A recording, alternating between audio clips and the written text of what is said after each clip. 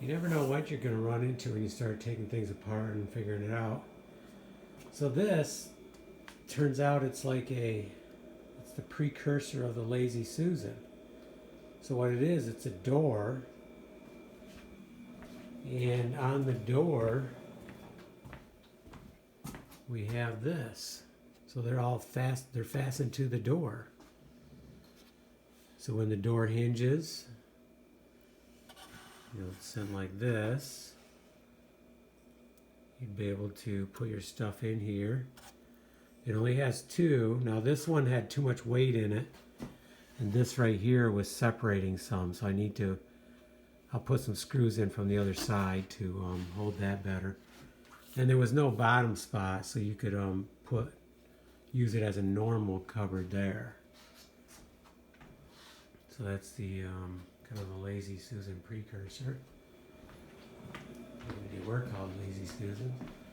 So what made me suspect something down there was I could feel this wire went down and in. And when I pulled on this, it did not move this. So it turns out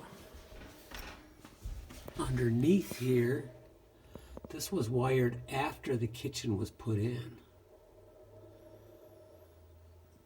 Which kind of makes sense because this is built around 1900 or quite a little bit before, and wiring probably wasn't common until much later than that, depending on how resourceful they were.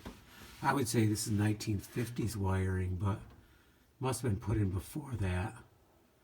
Probably was. Going by our other place, this was before 1950, because the 1950 wiring did have a ground from our other place.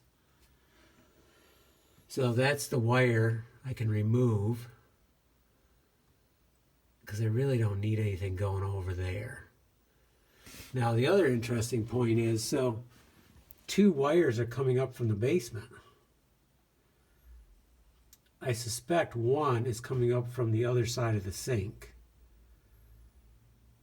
But why are two coming up? One is going over to here. Maybe there's a junction box down here. And one is coming up here and then going along this. Probably over to that outlet. So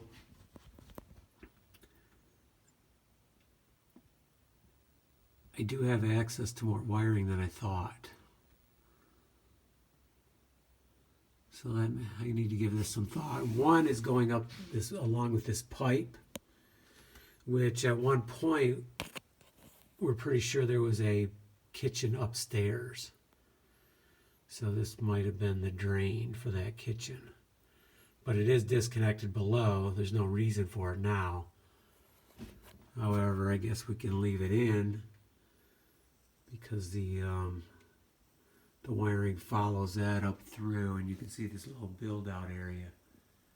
So probably if I open up that cupboard door, I'll see the wiring going up over to here.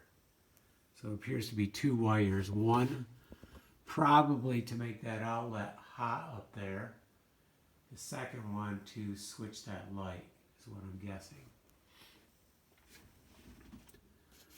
Okay, let's keep going.